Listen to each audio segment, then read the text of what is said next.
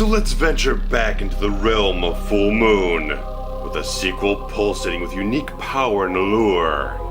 This is Bloodstone, Subspecies 2.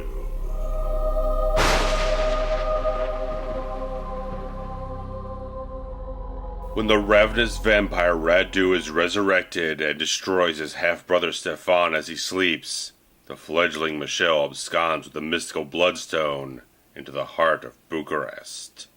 Haiduc soon joins with his cursed sorceress mother to retrieve the stone, which drips with the blood of saints, granting its possessor with great power.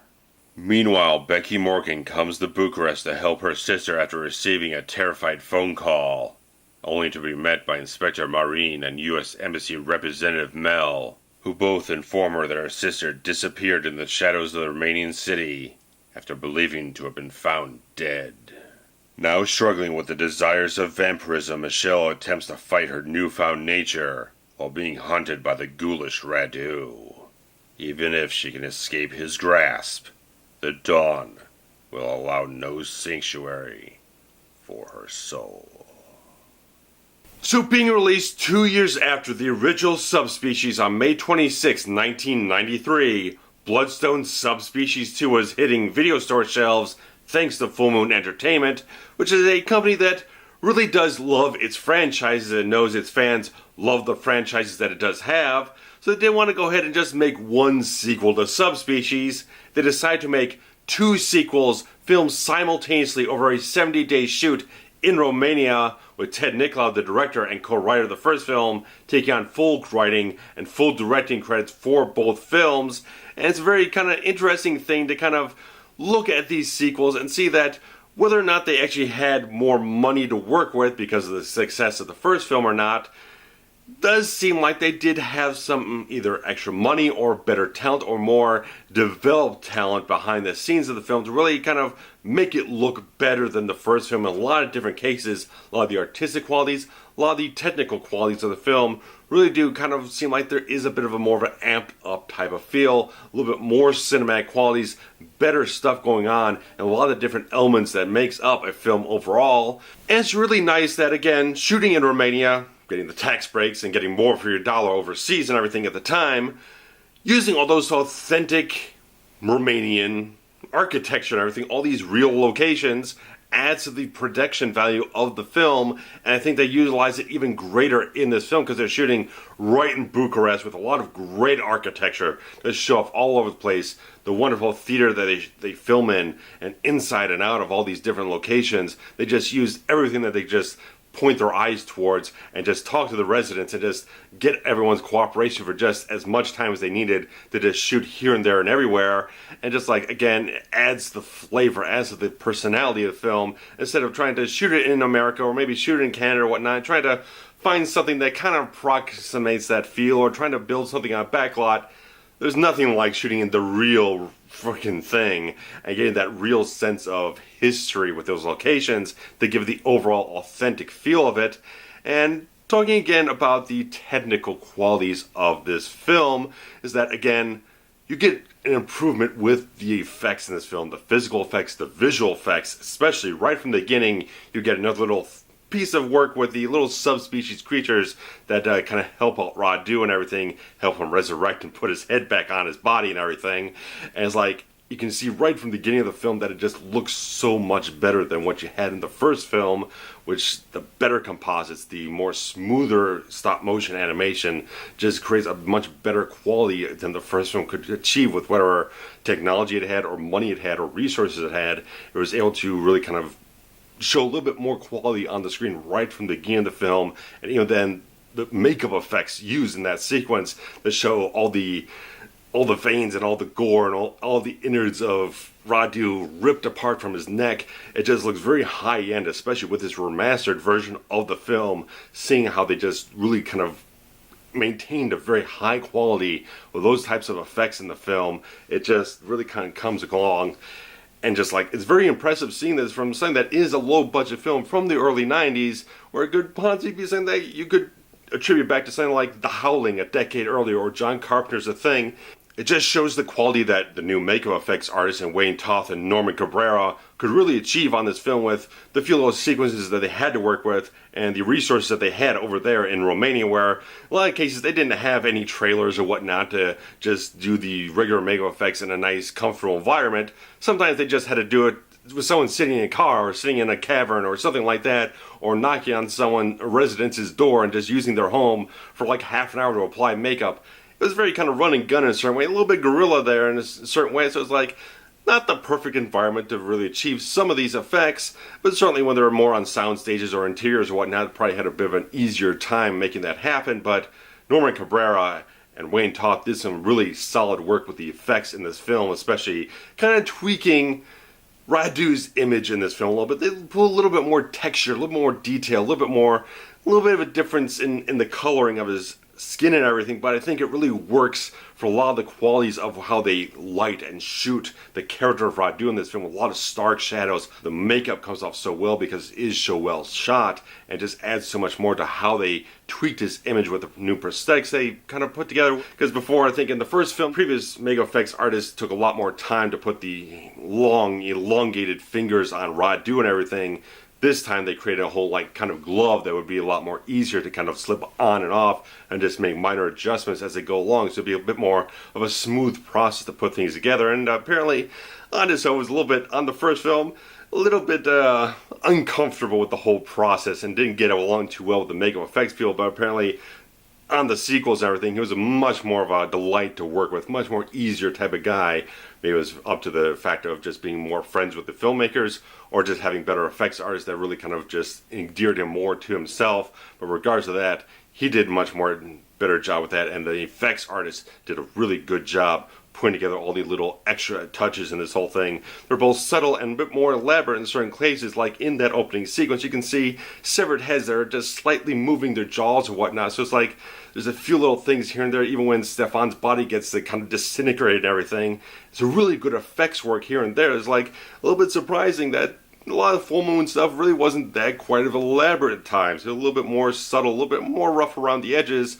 So it's nice to see that guys like Wayne Toth, who ended up working on films like Wes Craven's New Nightmare, From Dusk Till Dawn, and pretty much every film Rob Zombie has made, the guy's become a very successful makeup effects artist and did some very good work on this film alongside Norman Cabrera, including all the work they did on Radu's mother, which is this ghastly little witch creature and everything, where they put together this head appliance and then did all this other makeup effects work to kind of just turn her into just almost this walking corpse of sorts that just looks so very well on screen, and casting this woman who was just so skinny and everything to really just add so much in that creep factor into this little kind of interesting character they have going on in the film. There's so many good quality effects that really just blow a lot of the stuff from the first film completely out of the water, and just like such good stuff that just adds more to the quality of this film, just showing that they had something a little bit more going for themselves, whether it was better vision, a little bit more money, or just better talent overall.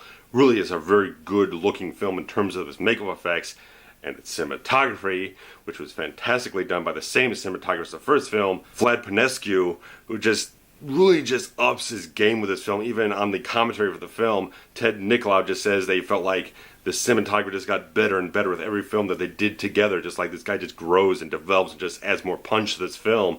I just think Bloodstone Subspecies 2 just looks much more cinematic than the first film. A lot of motion, a lot of nice camera angles and everything that they put together to just make it look just more dramatic, and it certainly just gives a little bit more flair overall. And just the colors of the film just pop out so much more when you just got some of those fiery ambers or whatnot, or just some of the different colors you get mixing in there from the nighttime. They just splash a little color here and there to just give it more of a richness overall. It just gives it so much more pop on the screen and everything. I just love what they do overall, especially again when you get into the kind of smoky kind of dungeon or whatnot that Radu's mother kind of lurks and everything. Just use so much great set design with all the kind of colored glass or whatnot, and all just the swirling smoke and everything. Just like it just creates such a great horror film noir almost type of gothic feel to it in a certain way. Just like it has such that great classic vibe to it. I just love how the film looks overall, especially using all the shadow play they have in this film, just showing how Radu kind of teleports from one place to the next and have these big shadows of Radu just kind of going over all these things. Just all these things that do, all the little transitions, everything they do with that shadow play type of stuff, just absolutely fantastic and inspired type of stuff. Just really kind of clever type of stuff they throw in there every so often to just kind of give that kind of ambiance, that kind of ominous feeling, that almost the omnipresent sense that Radu has so much. It just creates such a great overall atmosphere for the film. I think they did a very good job shooting this film with so many great things, just having a very expressionistic style and just highlighting again those authentic Romanian locations just give it so much of a great rich feel overall. I think the cinematography of this sequel definitely trumps the first film in every single way. So much of a great progression of the talent of this cinematographer, and just working with such a solid director, even though they didn't really speak the same language, but they ended up working so well together. Just kind of feel it. That just like, it's so good when you have like two artists that just kind of get on the same wavelength and just can communicate so easily without having the, even if you have a language barrier, they kind of still able to feel what they're going for and everything. So it's like nice seeing that between Ted Nicolaou and his cinematographer here. It's just such a good type of thing that they put together. And this is the guy who shot every single one of the Subspecies films, and the same director as well. So it's like a really good pairing there to really show that they work so well together. And we got a good cast in this film. And it's very interesting here that in the first film, the character of Michelle Morgan was portrayed by Laura Tate, with a bit of a different approach to the character, much more of a strength to her, a little more assertive type of quality. But after whatever case happened behind the scenes or whatnot, where they wanted to recast for a different type of approach to the character, or they just couldn't get Laura Tate or whatever it was, they decided to recast the role of Michelle Morgan with the wonderfully beloved Denice Duff in this film. And you first see her when she does wake up after being bitten by Stefan from the previous film, as a vampire now, more or less. She's becoming one throughout the whole film. So there's this completely different type of character that awakens from that coffin. And Denice Duff portrays the character of Michelle in a very different type of fashion, as almost a very traumatized type of character.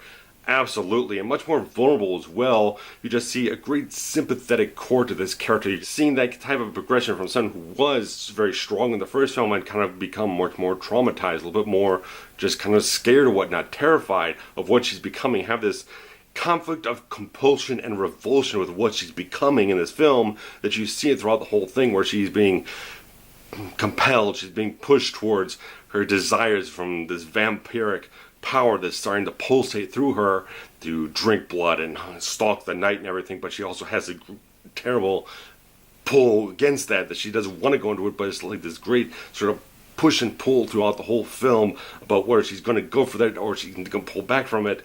It's a great little thing to see that conflict completely move through the whole film, move through Denice Duff's performance. I think she does a really good job trying to convey all that type of stuff, and again, very sympathetic performance from her that I think works very, very well, and really is what made her so much endeared to the fans of the franchise, that she just put so much of her own heart, so much of her own soul into the character, that you just feel so much for throughout this film and the next two films in the franchise. It's just like she puts forth so much of that into the character.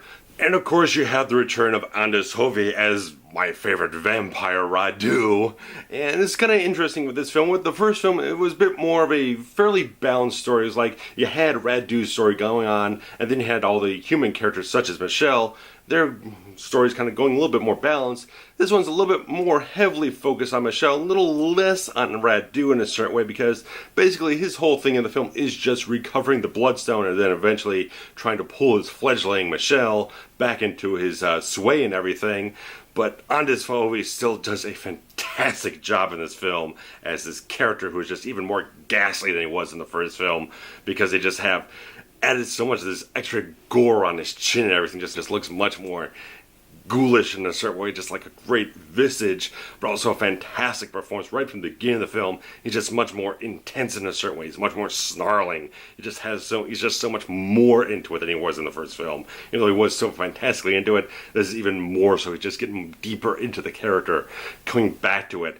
and just like so much great stuff that he does in the film, just so much of what he does with the character, using all the mannerisms, using all the expression that he has on the face, just again that snarling visage and everything, just uses so much of what he has to work with the makeup and everything, with the character and the voice again too, just digging in there and just getting so much more into it, and start getting a little extra layers into the character a little bit. You get introduced to his mother and everything, this horrible witch creature and everything, and just seeing this interesting dynamic between them, that he is a little bit more subservient to her in a certain way, that she is very powerful from what he perceives and everything, and he wants her assistance to try and lead him towards the Bloodstone and kind of get that kind of guidance in a certain way. So it's like this team up of evil in the film that just kind of works very, very well. And you just get these little moments where it has these kind of odd emotional beats that really kind of come much more into a flourish into the third film. But just like, it just adds so much more. They give a little bit of beats here and there to really kind of enrich his character a little bit more here and there. And I just hope he's just absolutely fantastic, and the guy could probably still do the character today and still be absolutely fantastic with it. I just love everything he does with his character. He's just so absolutely ghoulishly, ghastly evil, and just such a wonderful, perfect sort of vampire. There's just so much good stuff what he puts in again with the character here, and so many good things that he does in his performance overall.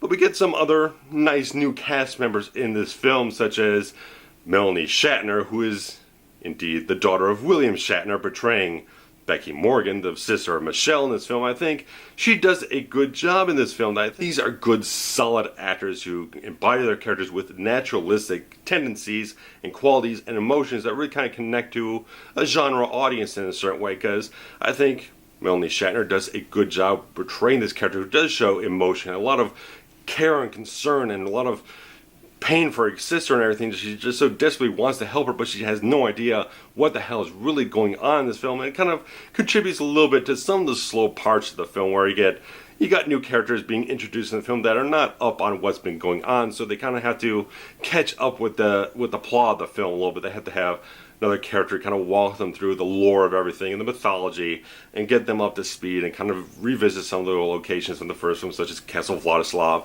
But just like interesting little things that they have to take these new characters and they kind of walk them back through where we already were in the first film to get them up to speed to be active parts in the new film. So it's one of the detractors, that you do have new characters, but they're not informed of what's going on, so they have to kind of backfill everything with the plot to get them up to speed about halfway through and whatnot, to get them involved with what's going on. And you get Kevin Blair here, who's also known as Kevin Spiritus later on in his career, who many would probably know from Friday the 13th Part 7, The New Blood, who's the character of Nick, who actually survives to the end of that film alongside Lar Park Lincoln. And he does, another guy who does a fine job in the film. He does a solid job. He's kind of much more skeptical type of guy from the American Embassy, trying to help things along, but not believing in all this supernatural nonsense and whatnot. There's always got to have one of those characters who just doesn't believe any of this shit, It's always got to happen. But he does a good job in the film, and you get a nice character here of Inspector Marine, portrayed by Jan Haiduc, who is apparently a very good Romanian actor. Someone who's got a little bit of respect to him and everything in the Romanian acting field and everything, and he adds in a nice, solid quality. He's got a little bit of wit, a little bit of humor to his character, kind of like he knows English from like watching Columbo and Streets of San Francisco and stuff like that. So he's got these little moments of a little light wit and whatnot that I think adds a little extra flavor to the film as well. And his acting, and being, again, an authentic Romanian actor like a lot of the supporting cast is in the film, just adds more to that authentic Romanian air the film has, that flavor overall. It just adds something more to it, instead of someone American kind of coming in trying to do a Romanian accent and kind of failing at it. So a lot of this really kind of follows along from the first film, just making very naturalistic quality characters that are not anything that's too fantastic in a certain way, but they're well cast with competent actors who can put forth really solid emotions, solid qualities, make the characters likable and engaging, and makes you go through the film with a good sensibility about everything. So it's like, I'm not going to say that anything in this film in terms of those types of performances are anything fantastic, but they serve the film for what they need to do, and that's always a good thing, that not everything has to be an Academy Award caliber type of thing. If it services the film the way it's supposed to, that's good stuff.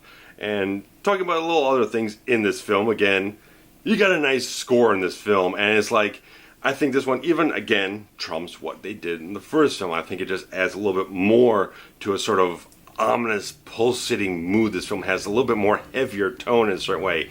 With the music that they use, just has more atmosphere to it, just like more brooding sensibility to what they added into the score in so many parts to just kind of amp up certain qualities. And even the makeup effects artists themselves contributed some music to the film. They're actually the band playing on the stage when they go into the heavy metal club in the film, so it's like that's their music playing in the film. They were so very enthusiastic about doing that, so it's like all these great little things kind of come together and just use all these talents in multifaceted ways that create the best product that you can.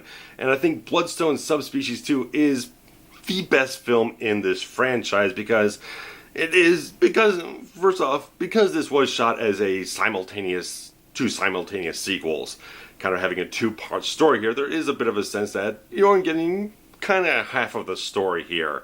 But this film does have a beginning, middle, and end, a little bit of a cliffhanger at the end to lead in to the third film. But I think in general, this one just has, above all the others, just has the richest story, the most satisfying kind of arc that they have here in a certain way, and just has so many of the best qualities in terms of, again, the artistic sensibilities and just the performances in general just kind of go off in a very good way.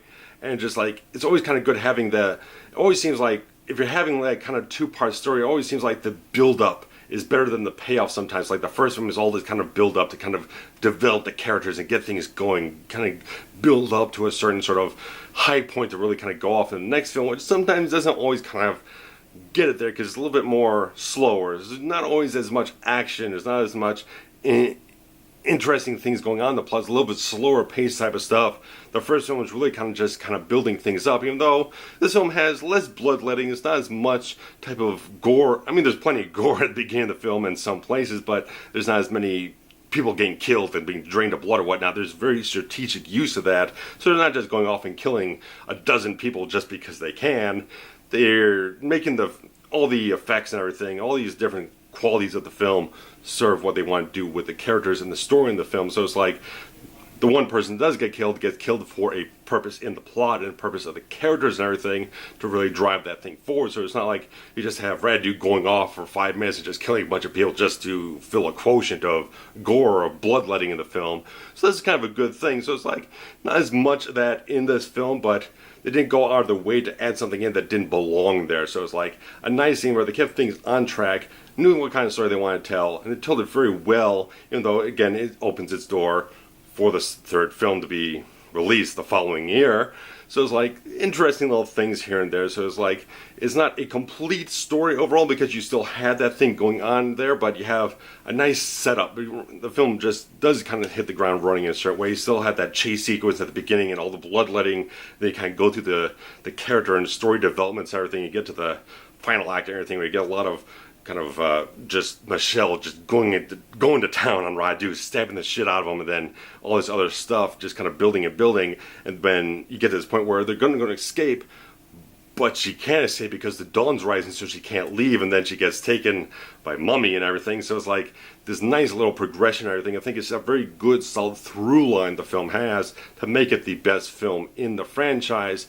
But the third film, which I will get to, does have its detractions, but it's still a good film because they did make these at the same time, so there are similar technical and artistic qualities, but I think overall Subspecies 2 is probably the most solid thing going for it, and less debatable things to inject into it that some of the two later sequels kind of had. So that's what I think of Bloodstone Subspecies 2, which was obviously very successful and everything on video and everything, and has been given that Blu-ray HD remaster treatment the last couple of years, so it's easily available to you guys if you want to go check it out on DVD, on Blu-ray, or Full Moon has its own streaming service for like $6.99 a month. You can just stream their entire catalog pretty much and just watch wherever you want to.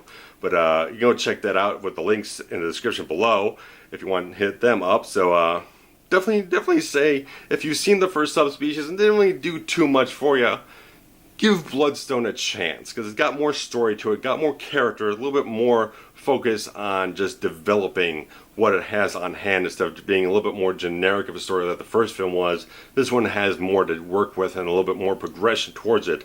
Has a little bit more meat on the bone overall, and plus the visuals of the film are just so much more stronger than the first film did have. Not to detract from the first one, but this one just ups the game so much with the visual effects, the makeup effects, and the cinematography overall. I think it just has all the best elements that it could possibly weave into itself to make the best sequel that they could for this franchise. So, if you guys are fans of Subspecies, I'd like to hear your comments about it. If you do think Bloodstone is the strongest sequel to the film franchise, definitely put your comments below. Or if you feel like another film stacks up a little stronger for you in the franchise, definitely add in there too. And probably won't be getting to the fourth film, or God forbid, Vampire Journals, which I've never heard too many fantastic things about, but at least plan to get the third film in the franchise covered for this season, so keep on lookout for that. So thanks guys. There's always the thumbs up you can give, comments below, subscribe if you have not, please. And of course there's that Patreon account and everything that if you guys are looking to give a little bit more to the cause here, kind of help me along a little bit more, kind of support things and get something more special in return, more content, more special things, more exclusive stuff, definitely hit the link below. So I'll see you guys soon. So thanks guys, take care, bye bye.